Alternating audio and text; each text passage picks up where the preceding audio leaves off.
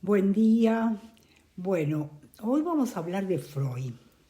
Pero bueno, nosotros ya hemos hablado de Freud, pero hemos hablado sobre todo en relación a sus obras más antropológicas, sociológicas y hasta filosóficas, como por ejemplo El malestar en la cultura, Tótem y Tabú, Psicología de las masas.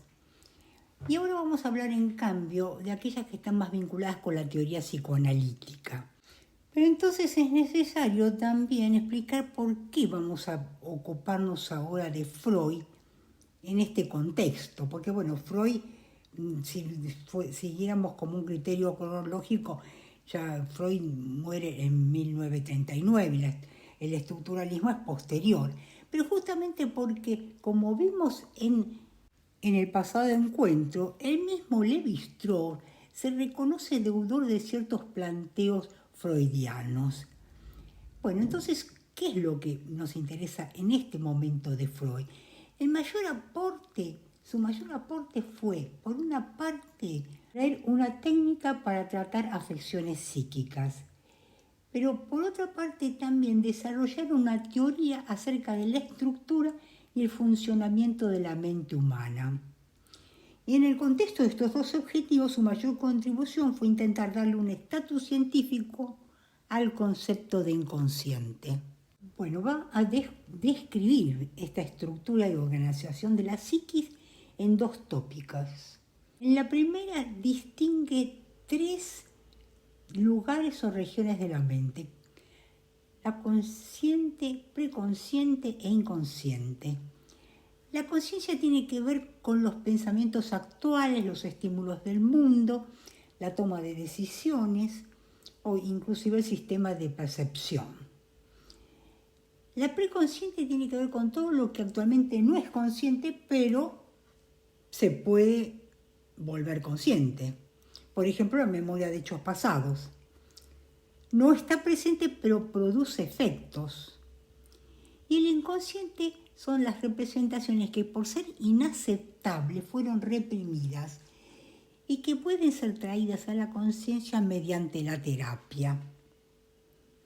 Entre ellas se hallan las pulsiones sexuales y las de agresión, que son disgregadoras. Son las que producen los sueños, los actos fallidos, los síntomas. Esto está desalojado, separado de la conciencia, y es incompatible con el ideal del yo, son inaceptables. El yo se enfrenta a como no soy yo y reprime esos deseos. Con esta primera descripción, Freud se da cuenta que no puede explicar el fenómeno de la resistencia. O sea, el hecho de que cuando estaba a punto de revelarse algo, el paciente se cierra. Se va por las ramas, no se le ocurre nada, siente angustia. Y inclusive el analista le puede decir que tiene resistencia, pero el paciente no lo registra, porque la resistencia es ella misma inconsciente. Y este es el problema. Entonces Freud se da cuenta que en el inconsciente no solo se halla lo reprimido, sino también lo represor. Y entonces va a exponer la segunda tópica, que va a surgir justamente este trabajo en la clínica con los pacientes.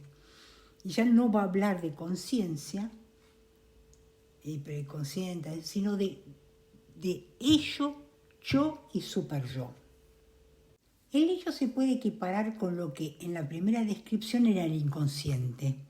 O sea, vendría a ser la parte animal, las pulsiones. Pero ojo, que Freud nunca habla de instintos, sino de pulsiones.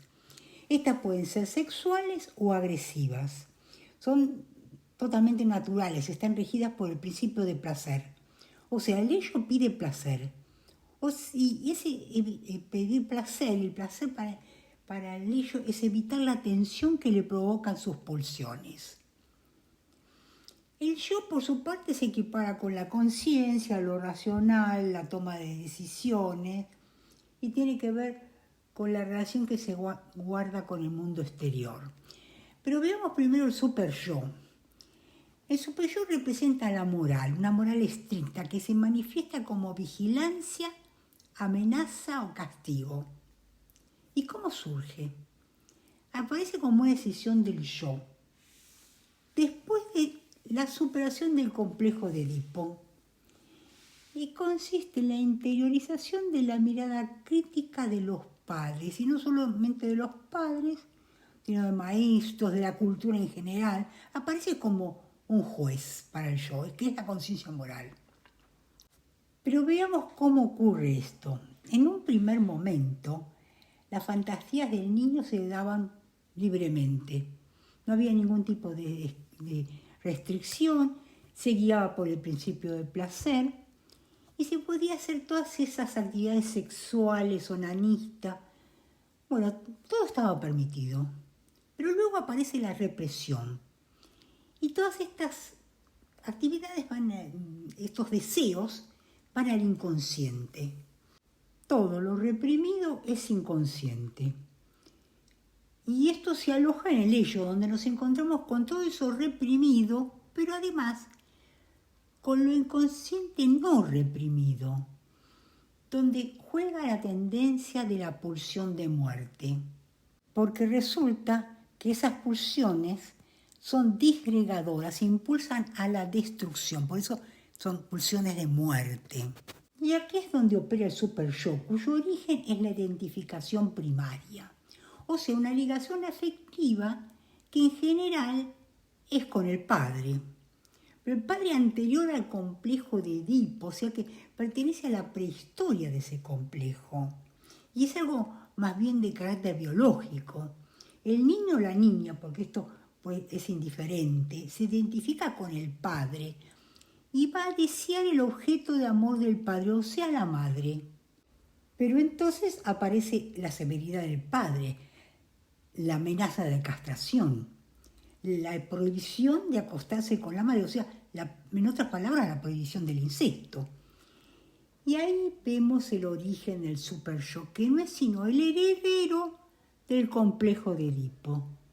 Los niños van a introyectar los valores de los padres, y ese es el superyo. En esto consiste la identificación secundaria que constituye al superyo. La identificación primaria, ¿qué era? Era también con el padre, pero en tanto amante de la madre.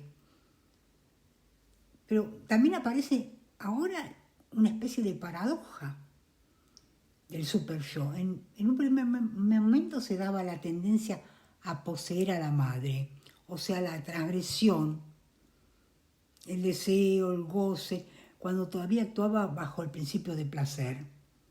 Y luego aparece lo contrario, la inscripción a la ley, a la prohibición, por lo cual entra en el imperio del principio de deber. Ahora bien, el superyo aparece entonces como algo bueno para el aparato psíquico, porque se trata del ideal del yo que refiere a la inscripción a las leyes.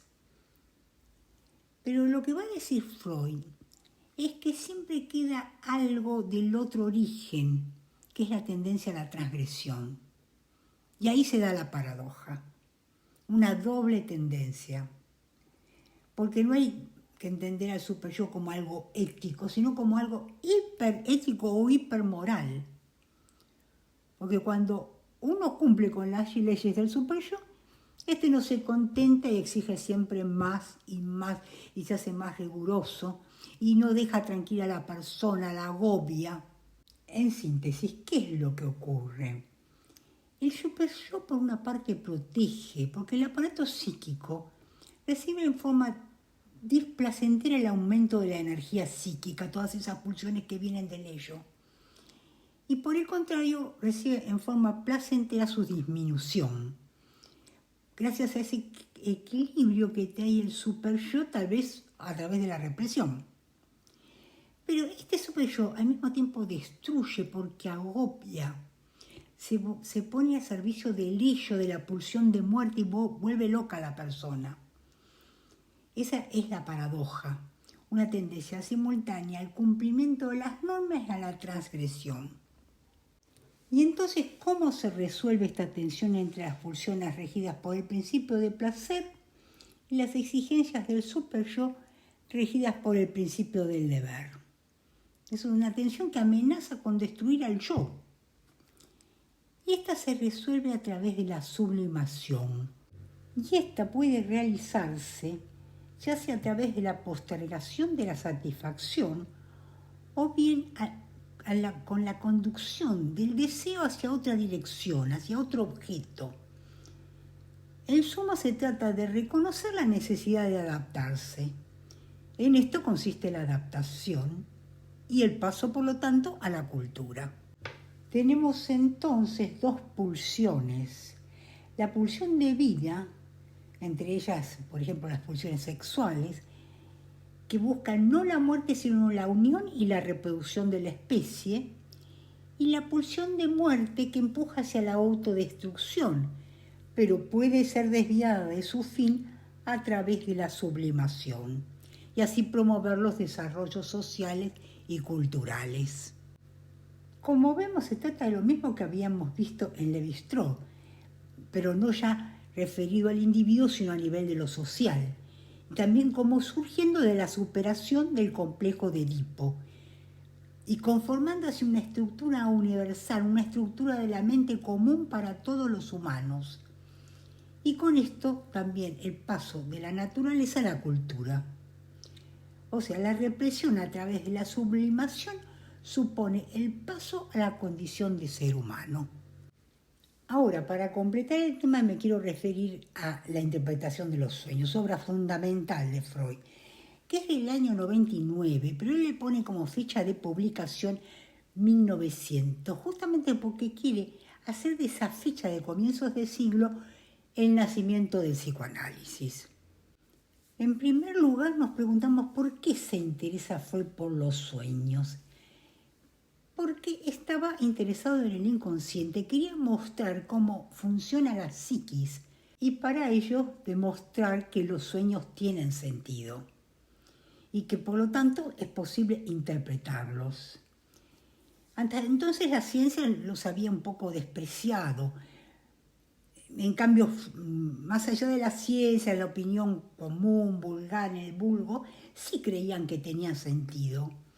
Y había ciertas maneras de interpretarlo. Por ejemplo, una de las más comunes era el modo simbólico, que toma el sueño en su totalidad y le cambia el sentido.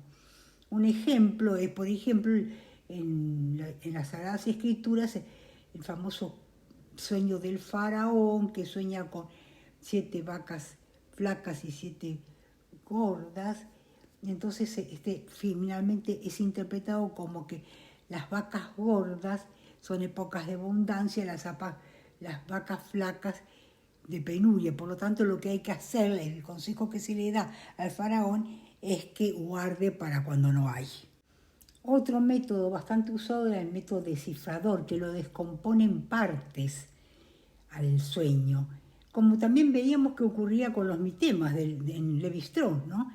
Y luego realiza una especie de traducción de esos pedacitos, pero para eso se necesitaban claves que a veces no daban ninguna garantía de que se estuviera interpretando bien.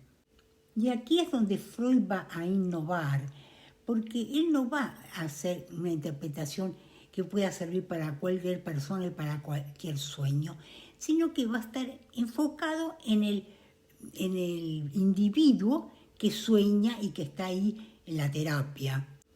¿Y en qué consiste? En primer lugar,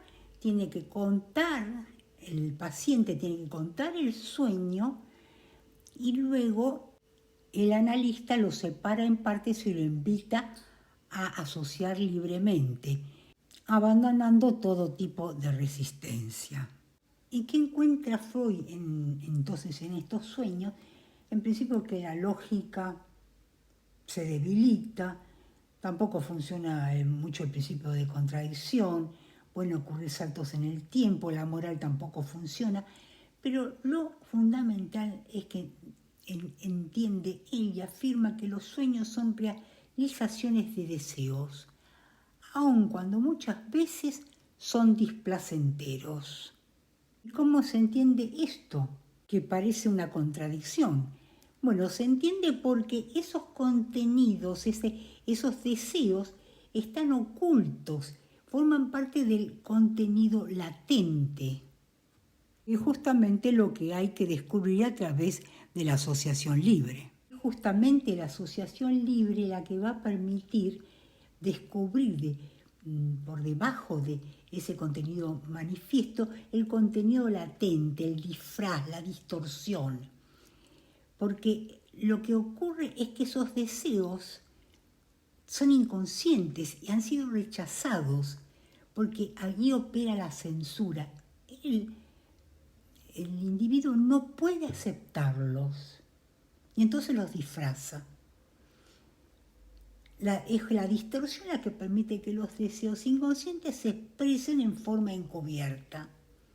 Y siempre son personales, no son para todo público, sino que tiene que surgir justamente esa asociación libre, sin ningún tipo de resistencia. Veamos ahora cuáles son esos procesos por los cuales esos sueños se han formado y que han logrado distorsionar, digamos, esos deseos, esos contenidos latentes. Freud los llama artesanos y dice que son dos. Uno de ellos es el desplazamiento, por el cual la carga de afectividad que tiene una representación se traspasa a otra.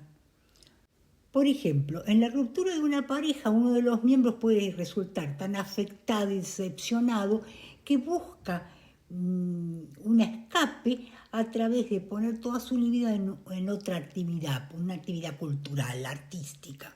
El otro proceso, o artesano, como lo llama Freud, es la condensación, por la cual un elemento representa a muchos otros.